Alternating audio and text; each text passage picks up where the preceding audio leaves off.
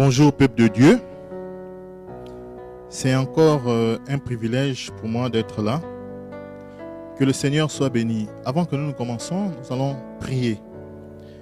Éternel, tu es grand et nous te disons merci. Merci pour ce temps que tu as disposé en notre faveur. Merci parce que nous te voyons à l'œuvre. Éternel, tu as dit que tu as envoyé ta parole et ta parole est guérie. Guéris encore les cœurs ce matin. Console encore les cœurs ce matin. Encourage encore un cœur ce matin. Que la gloire et l'honneur te reviennent au nom de Jésus. Amen. Amen. Nous allons parler de la foi. Et nous allons commencer en lisant 1 Corinthiens 13. 1 Corinthiens 13, s'il vous plaît.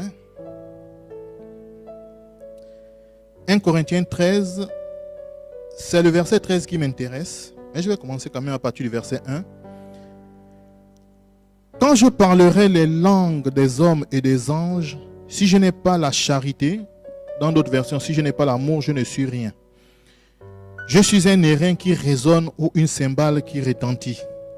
Et quand j'aurai le don de prophétie, la science de tous les mystères et toute la connaissance, et quand j'aurai même toute la foi jusqu'à transporter les montagnes, si je n'ai pas l'amour, si je n'ai pas la charité, je ne suis rien. Quand je distribuerai tous mes biens pour la nourriture des pauvres, quand je livrerai même mon corps pour être brûlé, si je n'ai pas la charité, cela ne sert de rien. Et le verset 13 directement. Maintenant donc, ces trois choses demeurent. La foi, l'espérance et la charité ou l'amour. Mais la plus grande de ces choses, c'est la charité. Amen. Nous allons parler de la foi. Maintenant donc, ces trois choses demeurent. La foi, l'espérance et l'amour. Mais la plus grande de ces choses, c'est l'amour. Donc nous allons prendre ces trois mots. La foi, l'espérance et l'amour. C'est quoi la foi? La foi, c'est une confiance totale en Dieu. Et la foi s'appuie sur les dires de Dieu. La foi, c'est une confiance totale en Dieu. Hébreux 11 nous parle de la foi, c'est une ferme assurance des choses qu'on espère et la démonstration de celles qu'on ne voit pas.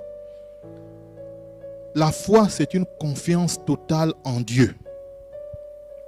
Et l'espérance, c'est quelque chose qui est tourné vers le futur. On se prépare à la rencontre de notre Seigneur. On se prépare à quitter un jour cette terre. On se prépare un jour à vivre dans la gloire auprès de Dieu. Et l'amour, c'est la nature même de Dieu. Et ici, j'ai représenté l'amour un peu comme l'amour en fait est semblable à un arbre dont les branches sont la joie, la paix, la patience, la douceur. Un peu comme ce que Galates 5, 22 nous dit. Donc nous avons la foi, nous avons l'espérance et nous avons l'amour. Et l'amour, j'ai représenté l'amour comme un arbre dont les différentes branches sont la paix, la joie, la patience, la douceur. Nous avons besoin de l'amour pour fonctionner dans le royaume de Dieu. Nous avons besoin de la foi pour fonctionner dans le royaume de Dieu. Nous avons besoin de croire en Dieu, c'est-à-dire avoir la foi.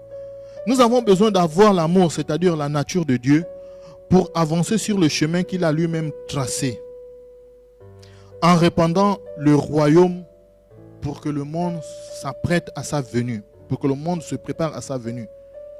N'oublions pas que nous sommes sur cette terre, nous sommes en mission sur cette terre, nous sommes des passagers sur cette terre. Nous sommes venus accomplir les œuvres que notre Dieu a préparées pour nous.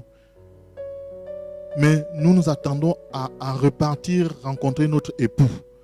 Donc on ne doit pas s'habituer à vivre sur la terre comme si on était là éternellement, non. Nous avons besoin de croire en Dieu, c'est-à-dire avoir la foi. Nous avons besoin d'avoir l'amour, c'est-à-dire la nature de Dieu, pour avancer sur le chemin qu'il a lui-même tracé, en répandant le royaume tout en attendant sa venue. Mais il y a une chose qui se passe. La foi est attaquée. La foi est combattue. Et nous allons le lire dans Luc 18. 18 à partir du verset 1, c'est l'histoire du juge inique. Nous allons encore lire. Jésus leur adressa cette parabole pour montrer qu'il faut toujours prier et ne point se relâcher. Qu'il faut toujours prier et ne point se relâcher. Il dit, il y avait dans une ville un juge qui ne craignait point Dieu, qui n'avait d'égard pour personne. Il y avait aussi dans cette même ville une veuve qui venait lui dire, fais-moi justice de ma partie adverse. Pendant longtemps, il refusa. Mais ensuite, il s'est dit en lui-même, quoique je ne craigne point Dieu et que je n'ai d'égard pour personne, néanmoins, parce que cette veuve m'importune, je lui ferai justice afin qu'elle ne vienne pas sans cesse me rompre la tête. Le Seigneur ajouta, entendez ce que dit ce juge inique. Dieu ne fera-t-il pas justice à ses élus qui crient à lui jour et nuit? Et tardera-t-il à leur égard? Je vous le dis, il leur fera promptement justice. Mais quand le Fils de l'homme viendra, trouvera-t-il la foi sur la terre? La foi, c'est la monnaie du ciel.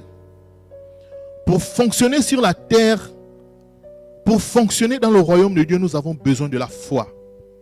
La foi, c'est la monnaie d'échange. Pour acquérir des biens sur cette terre, pour avoir quelque chose, nous avons besoin de débourser de l'argent. Avant, les gens, on procédait par troc. Les gens, tu apportes ce que tu as et tu les changes contre le bien dont tu as besoin. Mais avec l'évolution, on est passé du troc à la monnaie.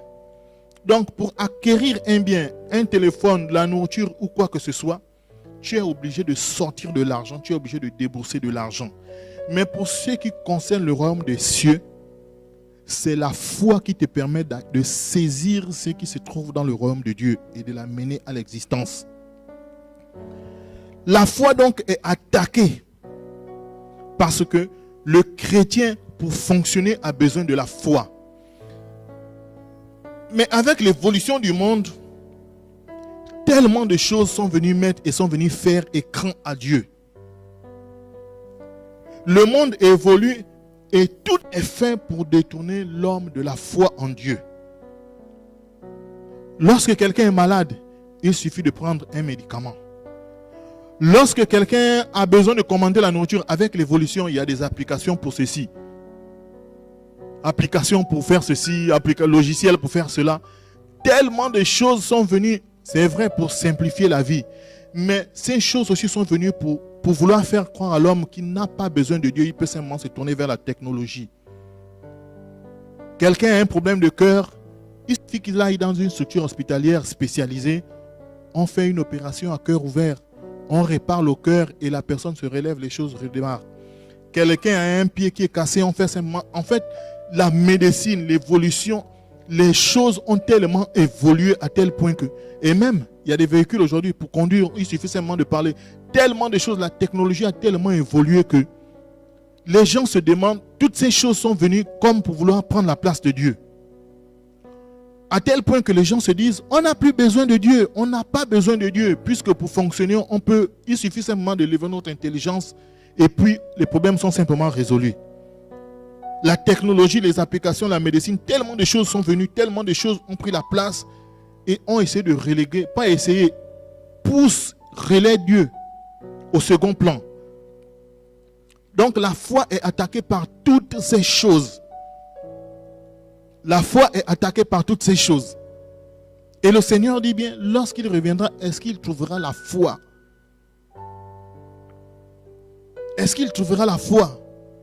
Et une fois, alors que j'étais en train de parler à mon épouse, j'étais en train de dire, c'est vrai, ça sera peut-être l'air amusant, mais je lui ai dit, est-ce que tu sais que pour quelqu'un qui perçoit un salaire à la fin du mois, il n'a même pas besoin d'exercer sa foi parce qu'il sait qu'après avoir travaillé, le salaire va simplement tomber. Après avoir simplement travaillé, après un certain temps, le 25, le salaire va tomber, ou le 10 pour certains, ou le 15 pour d'autres. Mais pour celui qui n'a pas un salaire, il est obligé d'élever la foi pour pouvoir payer les études de ses enfants. Il est obligé d'avoir la foi pour pouvoir payer le loyer parce qu'il loue peut-être une maison et il faut que chaque fin du mois, cette personne puisse régler son loyer. Et donc je disais de moi, le salaire est comme un piège. Pour celui qui a le salaire à la fin du mois, il n'a pas besoin d'élever la foi, puisqu'il sait qu'après avoir travaillé, le salaire, on va lui donner ce qui lui revient de droit. Et après avoir expliqué ça comme ça, elle a dit, oui, effectivement. Mais pour celui qui n'a rien, je vous dis, acquérir quelque chose, régler le loyer à la fin du mois ou payer la scolarité de l'enfant, la personne est obligée d'avoir foi en Dieu pour que le Seigneur prenne soin de lui au quotidien ou chaque mois. Donc la foi est attaquée. Tellement de choses sont venues se mettre au milieu pour vouloir reléguer Dieu au second plan. Maintenant, pour ce qui concerne la foi, comme on nous l'a appris, nous avons 3 types de foi. J'ai parlé dans 1 Corinthiens 13, la foi, l'espérance et l'amour. L'amour, c'est la nature de Dieu. Lorsqu'on a la nature de Dieu en nous, on ne fait pas les choses pour paraître. Lorsqu'on a la nature de Dieu, on ne fait pas les choses pour montrer que c'est moi. On ne fait pas les choses... non, on fait les choses simplement par amour. On fait les choses simplement par amour. Si je rends service, c'est simplement parce que j'applique simplement les principes de Dieu dans ma vie. Le Seigneur me demande de donner, je donne. Le Seigneur me demande de prendre soin des veuves, je le fais. Le Seigneur me demande de prendre soin des orphelins, je le fais. Je ne le fais pas pour attirer les médias ou pour montrer que c'est moi qui le fais. Non. Je le fais simplement par amour parce que c'est ce que le Seigneur me recommande. Et la foi. Nous avons appris qu'il y a 3 types de foi. Nous avons la foi par la connaissance des sens. Le monde qui nous environne, nous avons le toucher, le goûter. La foi par la connaissance des sens. Il y a la foi, il y a le sentiment mental qui est un type de foi aussi. Et nous avons la foi par révélation. La foi par la connaissance des sens, c'est la foi que les hommes du monde ont. Les hommes du monde ont cette foi. On croit parce qu'on a touché, on croit parce qu'on a goûté, on croit parce que des signes se sont manifestés et tout ça là. On croit parce qu'on a vu ces choses. Et les hommes du monde ont cette foi. Ils ont testé des médicaments, ils ont fait ceci, ils ont fait cela. À cause des résultats qu'ils ont pu voir, ils peuvent avoir confiance en quelque chose. Ça, c'est la foi de la connaissance des sens. Maintenant, il y a l'assentiment mental. L'assentiment mental s'apparente un peu à la foi, mais ce n'est pas la foi. Celui qui a l'assentiment mental se dit que la foi, que ces choses-là, ou que la parole de Dieu est bonne, la parole de Dieu fait ceci, la parole de Dieu, elle crée, elle renouvelle, elle fait ceci. Mais pour celui en qui il y a l'assentiment mental, ça marche pour les autres, mais pour lui, ça ne marche pas. En fait, la personne n'est pas à même de développer cette foi pour pouvoir saisir les irréalités afin de les amener dans le physique. Et maintenant, la foi par la révélation, c'est la foi qui émane de ce que Dieu a dit. Et c'est cette foi qui m'intéresse. La foi par la connaissance des sens, la foi du monde. L'assentiment mental, c'est aussi la foi du monde. Mais le chrétien doit fonctionner dans... La foi du chrétien doit s'appuyer sur les dires de Dieu, donc sur la parole de Dieu. Quoi la foi? Peut-on vivre une vie chrétienne sans la foi? Je dis non. Ce n'est pas une histoire d'homme. Peut-on vivre une vie chrétienne sans la foi? Non. La foi, c'est croire en ce que Dieu a dit. La foi s'appuie sur ce que Dieu a dit.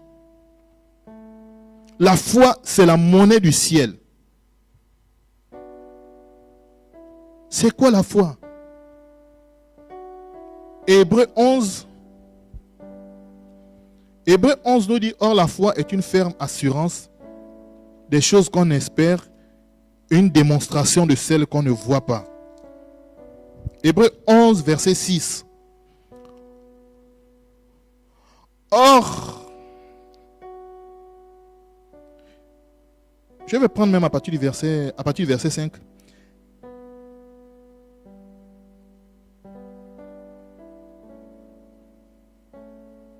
À partir du verset 5, c'est par la foi qu'Enoch fut enlevé, qu'il ne vit pas la mort, et qu'il ne parit plus parce que Dieu l'avait enlevé.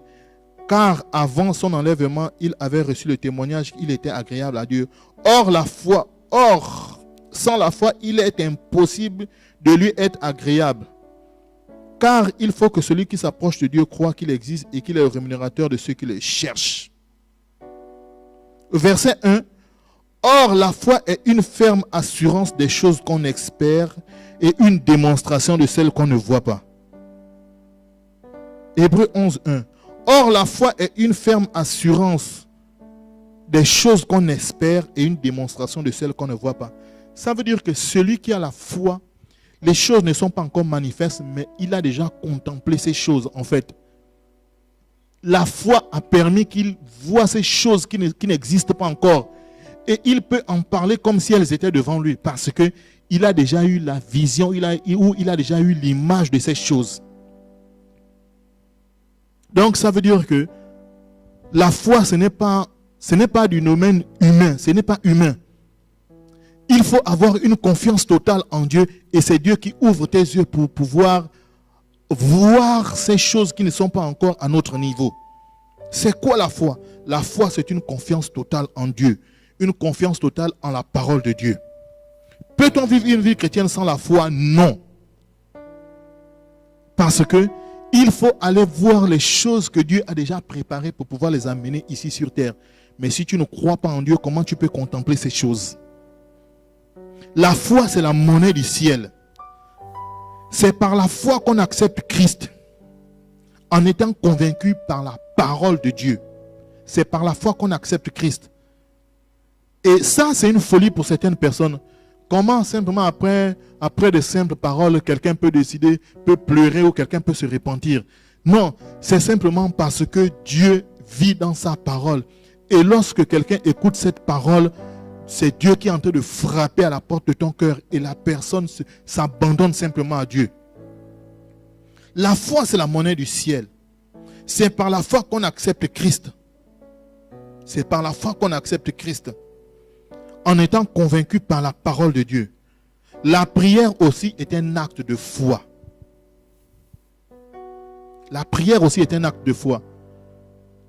Commencer à se mettre dans un coin pour élever la voix vers quelqu'un qu'on ne voit pas, ou pour rentrer en soi-même, c'est un acte de foi. Il faut croire que Dieu existe et qu'il écoute les personnes qui s'adressent à lui. C'est pourquoi, pour les personnes qui ont fait de hautes études ou pour les personnes qui pensent être intelligentes, elles estiment que c'est une folie. Comment je vais commencer à prier? Pourquoi je vais commencer à prier? Je vais m'adresser à quelqu'un qui n'existe pas. Non. Dieu existe et il récompense ceux qui le cherchent. C'est ce que la Bible dit. Il est le rémunérateur de ceux qui le cherchent. Donc, accepter Christ, c'est par la foi qu'on le fait. Commencer à prier, c'est par la foi qu'on le fait. Pour acquérir quelque chose, la foi est agissante aussi par l'amour. La foi, elle est agissante par l'amour. Et nous allons lire Hébreux 10. Hébreux 10 à partir du verset 22. Approchons-nous donc avec un cœur sincère, dans la plénitude de la foi, les cœurs purifiés d'une mauvaise conscience et le corps lavé d'une eau pure. Retenons fermement la profession de notre espérance, car celui qui a fait la promesse est fidèle. Veillons les uns sur les autres pour nous exciter à l'amour et aux bonnes œuvres. Verset 23. Retenons fermement la profession de notre espérance, car celui qui a fait la promesse est fidèle. Qui a fait la promesse, c'est Dieu. Mais Dieu est où? Dieu, nous ne le voyons pas. Mais nous croyons à ce qu'il a dit dans sa parole. Retenons fermement la profession de notre espérance, car celui qui a fait la promesse est fidèle. Veillons les uns sur les autres pour nous exciter à l'amour et aux bonnes œuvres. Veillons les uns sur les autres pour nous exciter à l'amour et aux bonnes œuvres. C'est par amour et non par égoïsme. Ce n'est pas une histoire de glaner les voix, non. Je le fais parce que l'amour de Dieu est répandu dans mon cœur par le Saint-Esprit. Et je dois laisser l'amour de Dieu se répandre autour de moi. La Bible dit Jésus allait de lieu en lieu faisant du bien. Et si nous avons accepté Christ, nous devons faire exactement comme Christ. Parce que nous sommes ses disciples. Aller de lieu en lieu en faisant du bien. Pour acquérir quelque chose sur terre, il faut débourser de l'argent. Mais pour posséder quelque chose dans le royaume de Dieu, il faut avoir la foi. Amen. Il faut avoir la foi. La foi, c'est la monnaie du ciel. Et Hébreux 6 le dit. Or, sans la foi, il est impossible de lui être agréable. Car il faut que celui qui s'approche de Dieu croit qu'il existe et qu'il est le rémunérateur de ceux qui le cherchent. C'est une histoire de cœur à cœur. Sans la foi, il est impossible de lui être agréable. Ce n'est pas une histoire des œuvres.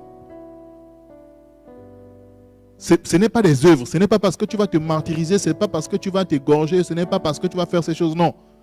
C'est une histoire de cœur à cœur. Et Dieu, lorsqu'il regarde, il regarde à notre cœur. La Bible dit, sans la foi, il est impossible de lui être agréable. Ça veut dire que si tu n'as pas de foi, on ne peut pas parler de chrétien s'il n'y a pas de foi. On ne peut pas parler de vie chrétienne s'il n'y a pas de foi.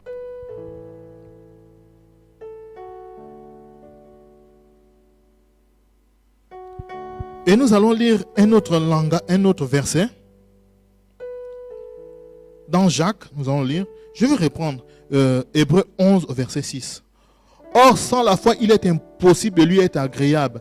Car il faut que celui qui s'approche de Dieu croit qu'il existe et qu'il est le rémunérateur de ceux qui le cherchent. Si tu le cherches diligemment, le Seigneur va se révéler à toi. Si tu as la foi dans ton cœur, tu verras le Seigneur. Si tu as la foi, tu peux contempler ce qu'il a déjà prévu. Des choses qui n'existent pas, mais qu'il a déjà rendues disponibles. C'est par la foi que tu peux voir ces choses et amener ces choses à l'existence. Mais sans la foi, tu es privé de ces choses. Tu vas vivre comme le commun des mortels. Sans la foi, tu vas vivre comme le commun des mortels. Et le verset dont je parlais, Jacques 2, à partir du verset 18.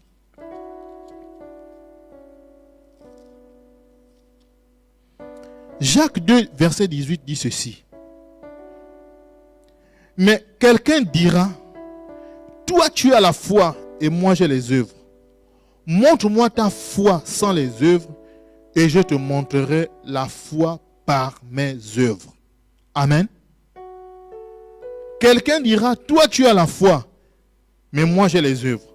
Montre-moi ta foi sans les œuvres et je te montrerai la foi par mes œuvres.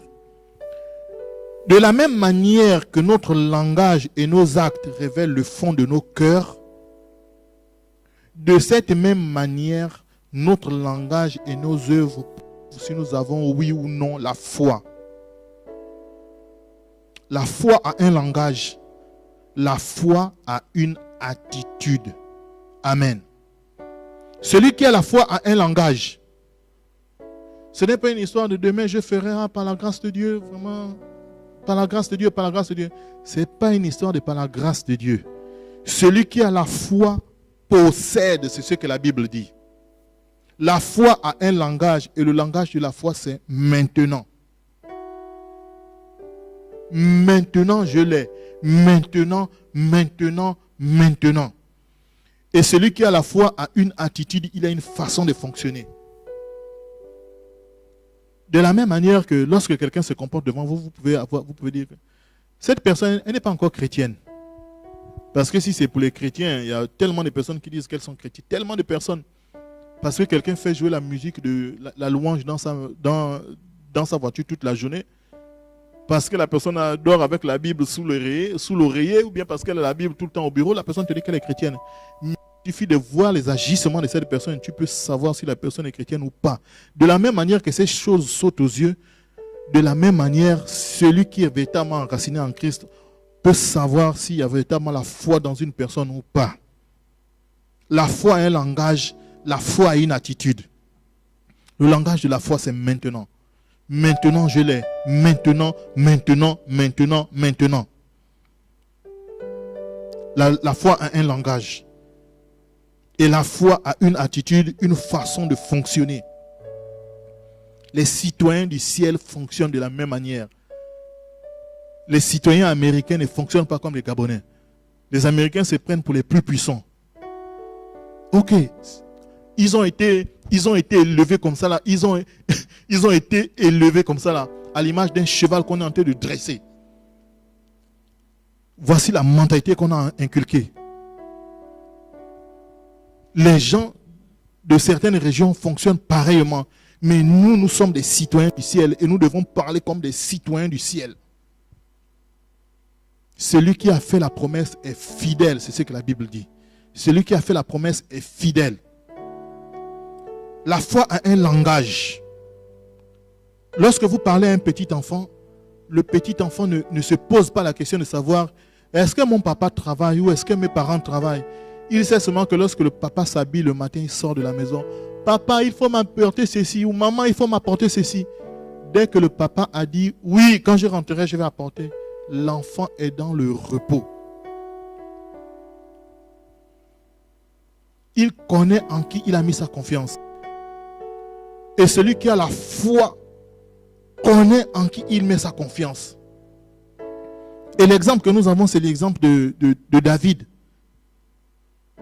Lorsque nous lisons l'histoire de David et Goliath dans 1 Samuel, nous voyons ce que nous allons lire dans 1 Samuel 17.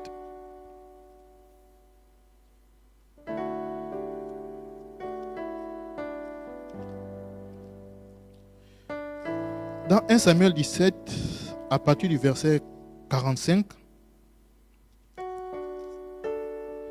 1 Samuel 17, verset 45, c'est l'histoire de David et Goliath. David dit aux Philistins, tu marches contre moi avec l'épée, la lance et le javelot, et moi je marche contre toi au nom de l'Éternel des armées, du Dieu de l'armée d'Israël que tu as insulté. Aujourd'hui, l'Éternel te livrera entre mes mains. Je te battrai et je couperai ta tête. Aujourd'hui, je donnerai les cadavres du camp des Philistins aux oiseaux du ciel et aux animaux de la terre, et toute la terre saura qu'Israël a un Dieu. Aujourd'hui, l'Éternel te livrera entre mes mains. Aujourd'hui, je couperai ta tête. Aujourd'hui, l'Éternel te livrera entre mes mains. Celui qui à la fois a un langage et a une façon de fonctionner.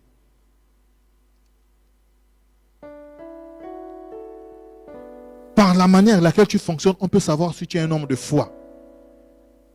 Par la manière avec laquelle tu parles, on peut savoir si tu es un homme de foi. Par ton langage, on peut savoir si tu es effrayé ou si tu as confiance. J'étais en train de parler avec une sœur. Et elle parlait véritablement avec confiance. Dès que le Seigneur a dit une parole, la personne connaît sur quoi elle peut s'appuyer pour pouvoir parler. La foi a un langage, la foi a une attitude, une façon de fonctionner.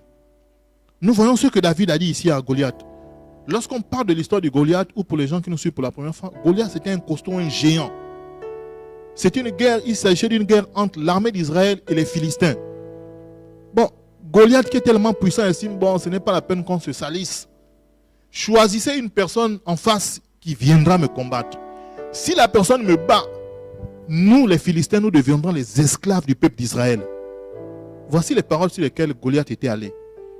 Et le peuple d'Israël en face est tétanisé. Personne n'arrive à se lever parce que Goliath, effectivement, c'est un costaud. C'est quelqu'un qui a été élevé dès son jeune âge pour la guerre.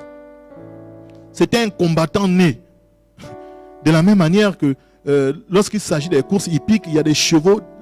Dès qu'ils naissent, en fait, on fait déjà des croisements pour que ce soit des chevaux de course. Et donc, Goliath, normalement, dès sa naissance, il était programmé pour la guerre. Mais David, c'était un berger.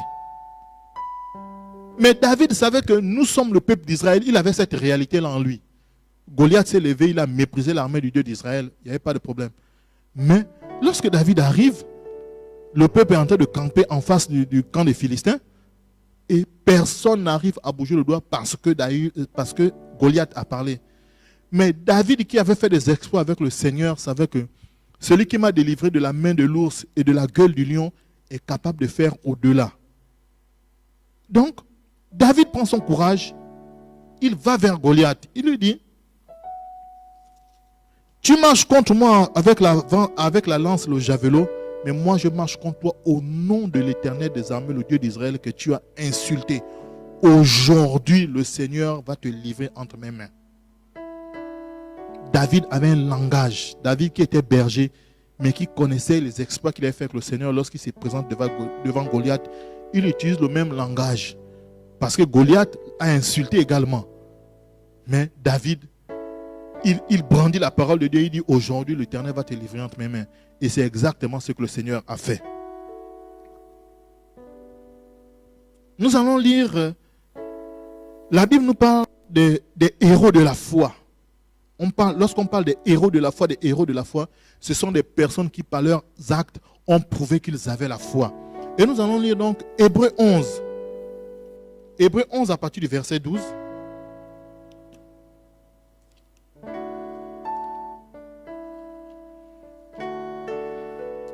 Hébreux 11 à partir du verset 12. Hébreux 11, verset 12. C'est pourquoi d'un seul homme déjà usé de corps naquit une postérité nombreuse comme les étoiles du ciel, comme le sable qui est sur la mer, sur le bord de la mer, qu'on ne peut compter. Verset 17.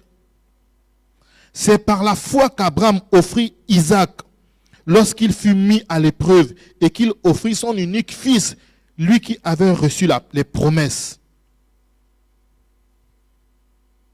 Verset 20. C'est par la foi qu'Isaac bénit Jacob et Ésaü en vue de ces choses à venir. Verset 23. C'est par la foi que Moïse, à sa naissance, fut caché pendant 3 mois par ses parents parce qu'ils virent que l'enfant était beau et qu'il ne craignait pas l'ordre du roi. C'est par la foi que Moïse, devenu grand, refusa d'être appelé fils de la fille de Pharaon, aimant mieux être maltraité avec le peuple de Dieu que d'avoir pour un temps la jouissance du péché, en regardant l'opprobre de Christ comme une richesse plus grande que les trésors de l'Égypte, car il avait les yeux fixés sur la rémunération. C'est par la foi qu'il quitta l'Égypte sans être effrayé de la colère du roi et qu'il se montra ferme comme voyant celui qui est invisible. C'est par la foi qu'il fit la Pâque. C'est par la foi qu'il fit la Pâque et l'aspersion du sang afin que l'exterminateur ne touchât pas au premier-né d'Israël. Tandis que les Égyptiens qui en firent la tentative furent engloutis.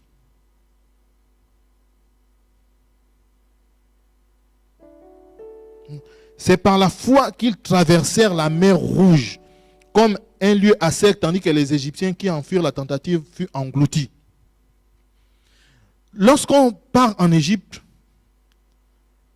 le Seigneur dit à Moïse, à la Pâque, d'égorger un animal et d'asperger le sang sur les linteaux des fenêtres et des portes.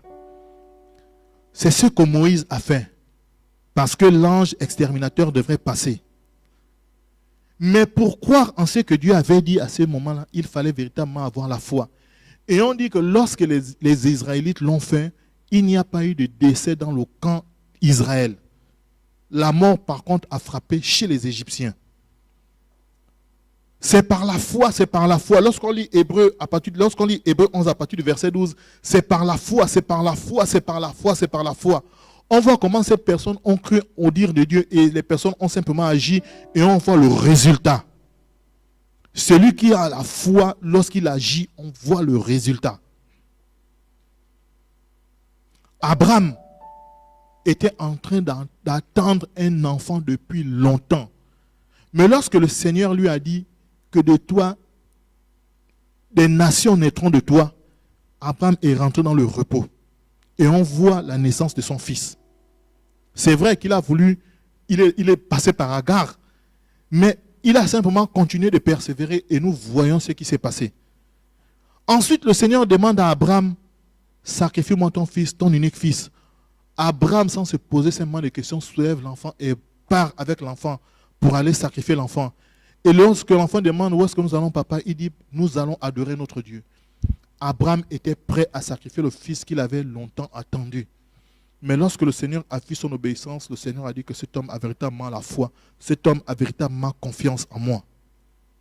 Nous voyons ce que Moïse a fait en Égypte. Moïse a demandé au peuple d'Israël de faire ce que le Seigneur avait dit. Il avait foi en ce que le Seigneur a dit. Et nous voyons ce qui s'est passé. Pour avoir simplement répandu le sang sur les poteaux, linteaux des maisons, sur les linteaux des maisons, nous voyons ce qui s'est passé. Le peuple d'Israël a conservé la vie alors que les premiers-nés des Égyptiens étaient en train de mourir. La foi s'appuie sur ce que Dieu a dit. La foi s'appuie sur une parole de Dieu concernant la situation précise que tu es en train de traverser. La foi s'appuie sur les dires de Dieu concernant la situation que tu es en train de traverser. Nous avons la parole de Dieu, c'est vrai, mais devant une situation, le Seigneur va te donner une parole précise qui va faire que tu rentres dans le repos et tu n'auras pas besoin de t'inquiéter. La peur est un sentiment humain, mais la victoire appartient à Dieu. La peur est un sentiment humain. Devant certaines situations, les poils commencent à se risser. Les hommes commencent à avoir le cœur qui s'emballe et tout ça là. C'est un sentiment humain. Mais la victoire appartient à Dieu. Lorsque Dieu a parlé devant une situation, la personne entre dans le repos. Amen. La foi s'appuie sur ce que Dieu a dit. Et comme témoignage, je parlais avec une sœur en Christ qui est médecin. Pendant cette situation de Covid, tout le monde est effrayé. Si vous écoutez à gauche, à droite, tel a été infecté, tel a été infecté, tel a été infecté. Et moi, j'ai posé la question. Tu n'as pas peur, vous qui êtes carrément en front office? Elle me répond, tu sais, le Seigneur m'a dit que je ne serai pas infecté. J'ai un peu... Elle dit, non, je te le dis. Le Seigneur m'a dit que je ne serai pas infecté. Ça ne veut pas dire que je m'expose. Et pourtant, il y en a qui prennent des dispositions, mais qui sont quand même infectés. Elle me le dit comme ça, elle me dit, le Seigneur a dit que je vais sortir de cette épidémie-là, je ne serai pas infecté. Elle dit, je connais les personnes avec lesquelles j'ai fait des gardes, des personnes avec lesquelles je suis régulièrement au service, qui ont été infectées. Les personnes ont simplement été remplacées. On a donné des arrêts maladie pour certains. Mais elle dit, le Seigneur m'a dit que je ne serai pas infecté. Donc, quand je vais au bureau, je ne me pose pas tellement de questions. Je sais que le Seigneur, voici ce qu'il m'a dit. Et donc, par rapport à cette situation, alors que tout le monde est en train de promener des regards inquiets, elle a la parole que le Seigneur lui a donnée, elle a dit, elle ne sera pas infectée. Et donc, lorsque le Seigneur te donne une parole devant une situation, c'est la parole simplement que tu saisis avec laquelle tu marches. Amen. La foi repose sur les dires de Dieu et rien d'autre. Ce n'est pas sur ce que les gens ont dit ou sur ce que les gens ont fait. La foi s'appuie sur la parole de Dieu concernant la situation précise.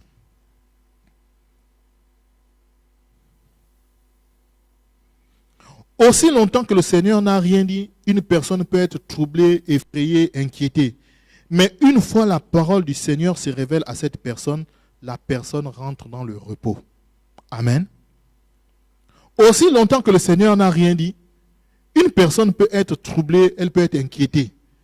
Mais une fois le Seigneur a parlé, une fois la parole de Dieu se révèle à cette personne, la personne rentre dans le repos parce que la foi s'appuie sur les dires de Dieu concernant une situation. Amen. La foi repose sur ce que Dieu a dit et rien d'autre. La foi vient de ce qu'on entend et ce qu'on entend vient de la parole de Christ. Une fois Dieu a parlé, tu n'as plus de raison de t'inquiéter parce que celui qui a fait la promesse est fidèle. Celui qui a fait la promesse est fidèle. Abraham était en train de se poser toutes sortes de questions. Mais lorsque l'ange est venu, il a dit, à la même année, à cette période, ta femme aura un enfant. Voici ce que le Seigneur a dit. Et il s'accroche à cette parole pour fonctionner. Donc, ce que nous devons rechercher, c'est qu'est-ce que le Seigneur a dit par rapport à la situation. Et je crois que le Seigneur qui a fait la bouche parle toujours. Et le Seigneur vit en nous. Ce n'est pas qu'il ne parle pas, mais il y a tellement de choses qui font que la voix du Seigneur est étouffée ou la voix du Seigneur est noyée. Mais nous devons aller écouter ce que le Seigneur dit par rapport à une situation et nous serons dans le repos. Et la foi la foi grandit également. La foi grandit. Tu auras besoin de la foi pour celui qui apprend ou qui apprend et qui connaît des situations difficiles. La personne est obligée d'exercer la foi pour avoir le taxi, pour savoir comment se rendre à l'école le matin. Les parents ont déjà payé l'uniforme, ils ont déjà payé la scolarité. L'élève va devoir exercer sa foi tous les matins pour savoir comment se rendre à l'école. Comment se rendre à l'école? Pour celui qui ne travaille pas, la personne va devoir exercer sa foi parce qu'il faut que la personne se prenne en charge. La personne, par exemple, a un loyer à payer. Elle va devoir exercer sa foi pour que le besoin du loyer, le besoin en argent pour payer le loyer soit pourvu. La personne va devoir élever sa foi. Mais celui qui apprenait, pendant qu'il est sur le banc de l'école, la personne va devoir élever la foi pour avoir le taxi. Et lorsque la personne continue à franchir des étapes, la personne va jusqu'à avoir son diplôme. Maintenant, la personne va devoir élever la foi pour pouvoir avoir un emploi. Même si le marché de l'emploi est saturé comme quoi. Alors que certaines personnes se targuent d'avoir des noms. Mon nom c'est tel, j'appartiens à telle famille, j'appartiens à telle famille. Donc, naturellement, les portes me seront ouvertes. Ok, ces personnes ont un nom, elles savent sur quoi s'appuyer. Mais toi qui n'as pas de nom, tu n'as que le Seigneur. Tu dois mettre ta foi dans le Seigneur pour pouvoir avoir un emploi. La foi, au fur et à mesure que tu atteins un objectif, le Seigneur repousse encore et tu vas élever la foi. Amen. Tu vas devoir élever la foi. Tu vas devoir élever la foi alors que tu es célibataire. Tu vas devoir élever la foi parce que tu as besoin de te marier. Il y a tellement de sollicitudes, il y a tellement de choses qui s'offrent à toi. Mais tu as besoin de connaître la voie tu as besoin de connaître les plans du Seigneur par rapport à ta vie. Parce que si tu fais le mauvais choix, c'est que tu vas le regretter toute ta vie. Alors tu vas devoir élever la foi. La sœur en Christ est là ou le frère en Christ est là, mais il faut que tu te maries. Comment tu vas faire? Tu vas devoir élever la foi pour que le Seigneur débloque les finances afin que le mariage afin que les besoins du mariage soient pourvus. Ok, le Seigneur va pourvoir à ses besoins. Gloire à Dieu. Maintenant, pour certains, le défi, c'est le fait d'enfanter. Certains se sont mariés depuis 15 ans, depuis 20 ans. Pour d'autres, alors qu'ils se sont mariés, l'année qui a suivi, l'enfant est venu. Mais pour certains, l'enfant est venu juste après le mariage, mais pour d'autres, les personnes ont dû élever la foi. Donc, il y a tellement d'occasions pour lesquelles nous devons élever la foi. Mais la foi se repose sur ce que Dieu a dit. Dès que le Seigneur a parlé, la personne rentre dans le repos. Lorsque le Seigneur a parlé, la personne rentre dans le repos. Tu as atteint un objectif, tu vas devoir élever la foi. Tu as atteint un objectif, ok, c'est résolu, tu vas devoir élever la foi. En fait, ce sont des paliers que tu vas franchir. La foi est d'abord comme un grain de sénévé, mais elle doit grandir, grandir, grandir, grandir, grandir. Amen. Aussi longtemps que Dieu n'a rien dit, une personne peut être troublée. La personne a envie de se marier, la personne a envie de s'accomplir, la personne a envie de se réaliser. Mais la personne est comme bloquée, comme si tout s'était ligué directement contre la personne. Le Seigneur te demande de mettre sa foi en lui. Il te dit, ne promène pas des regards inquiets, petit troupeau. Voici la parole que le Seigneur te donne. Tu dois t'appuyer sur cela pour avancer. Il y a des personnes qui ont des moyens. Tout est là, mais devant certaines situations, les personnes sont comme bloquées. Tu es obligé de lever la foi pour briser le joug qui persiste dans votre vie. Briser les chaînes qui sont dans votre vie pour pouvoir vous dégager de cela. Il y a des femmes qui sont très belles, mais qui n'arrivent pas à se marier. Il y a des gens qui ont de l'argent, mais qui n'arrivent pas à s'accomplir ou qui n'arrivent pas à réaliser quelque chose. Mais lorsque tu as donné ta vie en Christ, la Bible dit qu'il n'y a plus de condamnation pour ceux qui sont en Jésus. Tu dois te saisir de cette parole et dire, Seigneur, il n'y a plus de condamnation pour moi qui suis en Jésus.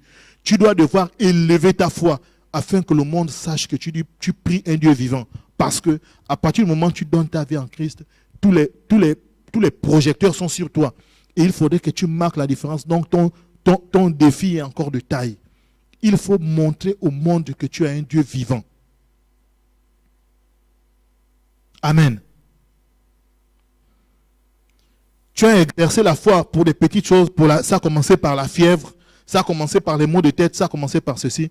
Mais tu vas tomber également sur celui qui a le sida. Tu vas tomber également sur celui-là qui a le cancer. Tu vas tomber également sur celui-là qui a les trompes qui n'existent pas. Ta foi va devoir grandir également. Mais la foi s'appuie sur la parole de Dieu. Et c'est ce que David a fait. Il a dit, celui qui m'a délivré de la... Voici ce qu'il dit à Saül. Il dit, lorsque j'étais dans les champs et qu'une bête venait, qu'elle venait arracher une brebis du troupeau, je me lève et je vais à la poursuite de cet animal. Que ce soit celui qui m'a délivré de la patte de l'ours et de la gueule du lion est capable de faire ceci. Il a commencé par des animaux plus petits au fur et à mesure. Et donc pour lui, Goliath, qui était peut-être plus grand que l'ours ou plus grand que le lion, si le Seigneur a pu faire ceci, là-bas il a pu faire ceci, il refera la même chose. Et donc nous également, nous devons faire les exploits avec le Seigneur, nous devons monter. Mais je dis, la foi s'appuie sur ce que Dieu a dit. Lorsque nous regardons l'exemple de David, ou lorsque nous regardons l'exemple de Moïse, dans Exode 7, lisez Exode 7, vous allez vous rendre compte que le Seigneur parla à Moïse. Le Seigneur dit. Lorsque Moïse allait parler à Pharaon, si on doit remettre l'histoire dans son contexte, Pharaon, c'était un dieu égyptien. C'était peut-être un homme, mais lorsqu'on étudie à l'école, Pharaon, c'était un dieu égyptien. Pharaon avait droit de vie ou de mort sur les populations. Donc, Pharaon, c'était un dieu. Moïse, lorsqu'il venait parler à un dieu. Imaginez quelqu'un qui ose tenir tête à un président ou au roi ou à Mohamed VI ou à Hassan II. Imaginez. C'est pourtant le même Moïse qui, après avoir tué l'Égyptien, a fui. Mais lorsque Moïse revient sur la base de ce que le Seigneur lui a dit, il a dit, repars en Égypte parce que ce peuple, tu dois le délivrer. Lorsque Moïse vient, il dit, mais qui je suis? Le Seigneur se révèle à lui. Qui suis-je pour aller parler à Pharaon? Le Seigneur lui dit, va, je suis, m'a envoyé. Et le Seigneur lui déroule le plan. Lorsque Moïse se présente devant Pharaon, Moïse a les arguments pour tenir tête à Pharaon. Moïse qui avait fui d'abord Pharaon, revient maintenant et lui dit, le Dieu de ce peuple demande de libérer le peuple parce que ce peuple doit aller l'adorer. Le Pharaon dit, qui est l'Éternel? Je ne le connais point. Il dit, ah bon, tu ne connais point l'Éternel, que tu vas connaître qui est l'Éternel.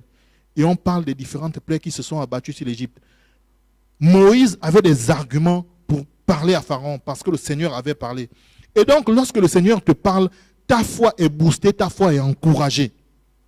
Devant une certaine situation, les gens, tout peut être contre toi, mais dès que le Seigneur a parlé, tu peux t'appuyer, tu peux te reposer sur cette parole. Moïse qui avait fui Pharaon, lorsqu'il revient, il ne parle pas avec Pharaon avec la tête basse, il bombe le torse, il a la tête haute parce qu'il sait sur quoi il s'appuie. Et donc la foi s'appuie sur ce que Dieu a dit. Amen. La foi s'appuie sur ce que Dieu a dit. Tout peut être contre toi, mais dès que le Seigneur t'a donné une parole, c'est sur cette parole que tu dois t'appuyer. Et le Seigneur qui est fidèle, et le Seigneur qui t'a donné cette parole verra à ce qu'elle s'accomplira exactement comme il a dit. Amen. Amen. La foi s'appuie sur la parole de Dieu. Et là, je parle bien de la foi par révélation. La foi par révélation. Je ne parle pas des choses que les gens ont inventées, qu'ils ont eues dans les sommeils, non. Si c'est le Seigneur qui t'a parlé, je te dis, les choses se passeront exactement comme le Seigneur t'a dit. Parce que celui qui a fait la promesse est fidèle, c'est ce que la Bible dit. Lorsque j'étais responsable du département chantre dans les années antérieures, un peu plus jeune, je me posais tellement de questions, je m'inquiétais. Je n'étais pas le plus âgé, j'étais parmi les plus petits dans le groupe. Mais le pasteur a voulu que la responsabilité tombe sur moi. Je vous dis toutes sortes d'inquiétudes. Lorsque les choses essaient de tourner mal, vraiment, j'étais toujours inquiet. Et jusqu'à ce qu'un jour, j'étais en train de parler avec mon adjoint. Vraiment, comme j'ai l'habitude de dire, on était en train de parler des choses du royaume. On parlait du groupe, on tentait de parler. Et pendant que j'étais en train de parler, le Seigneur a carrément dit, tu as fait tout ce qui est humainement possible. Le moment est venu pour toi de me laisser la première place. Je vous dis, je me suis saisi de cette parole jusqu'à ce que je sois quitté de cet endroit après le bac.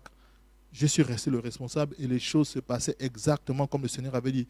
Que je sois présent en réunion ou pas, les réunions se passaient très bien. Donc, dès que le Seigneur nous donne une parole, nous avons des raisons.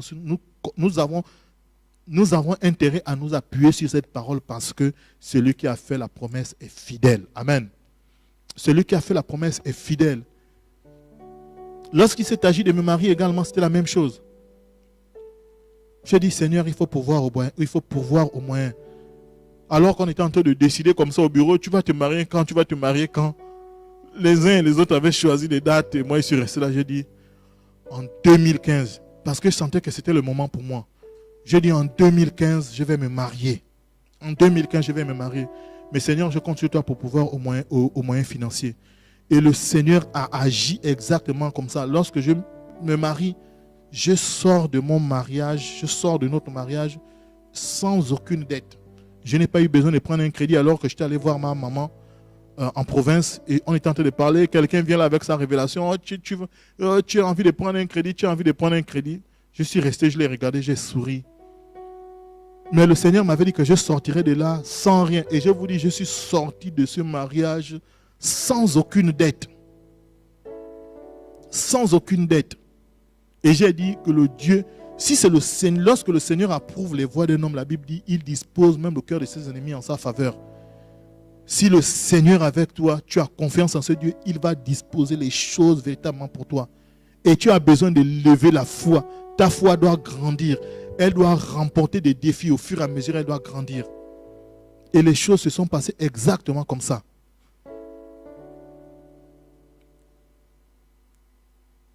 Celui qui est fidèle, celui qui a fait la promesse est fidèle. La foi, c'est une confiance totale. Lorsque l'enfant dit à son papa, « Papa, apporte-moi le bonbon, papa, donne-moi ceci », l'enfant ne regarde pas, il ne connaît pas le revenu de son père. Il ne connaît pas si lorsque le papa sort là, il va au travail, ou s'il ne va pas travailler, ou s'il va dans les petits métiers. Ça, ce n'est pas le problème de l'enfant.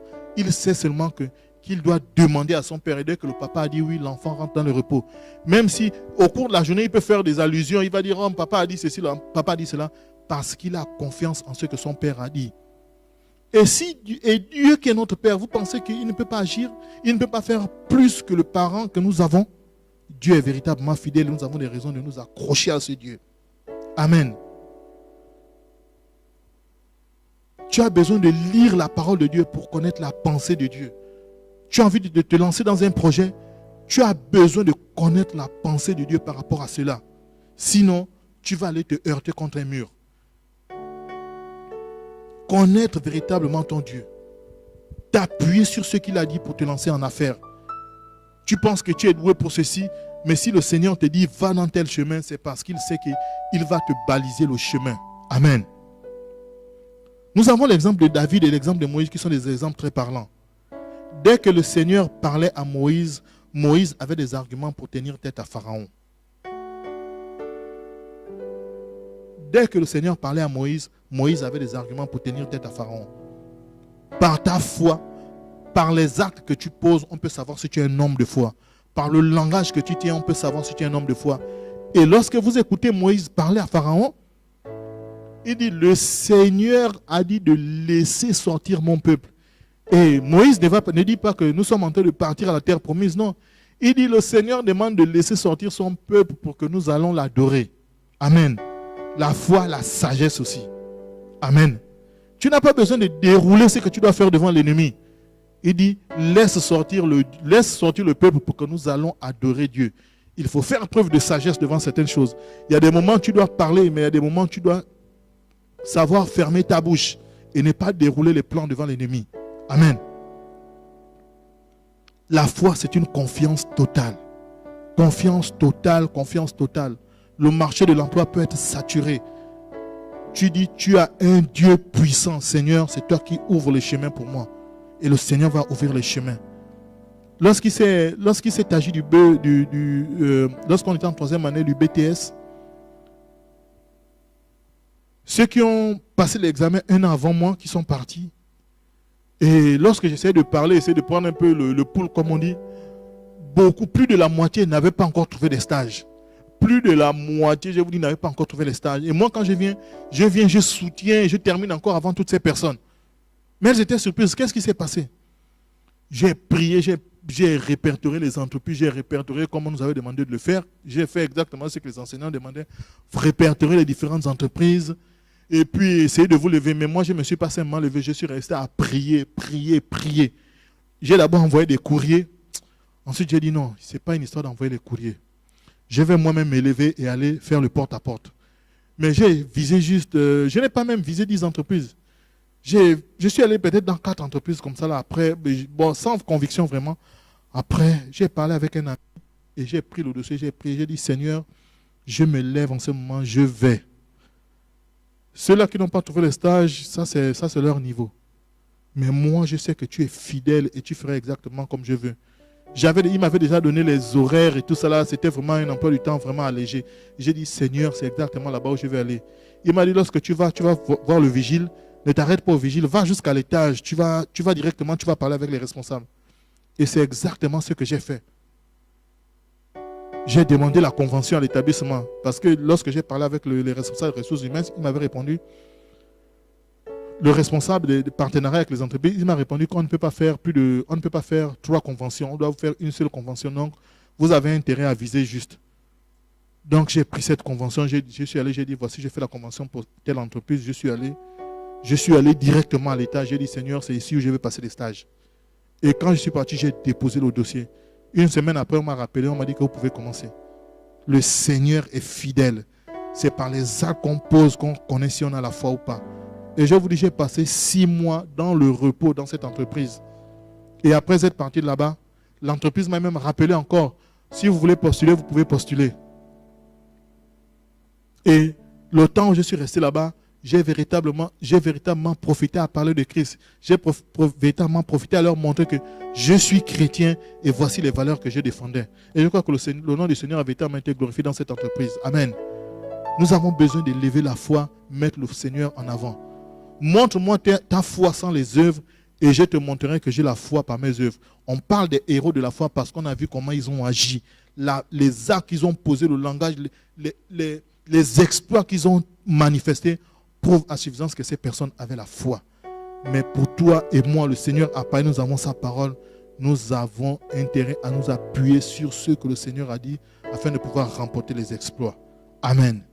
Que le Seigneur bénisse son Saint-Nom.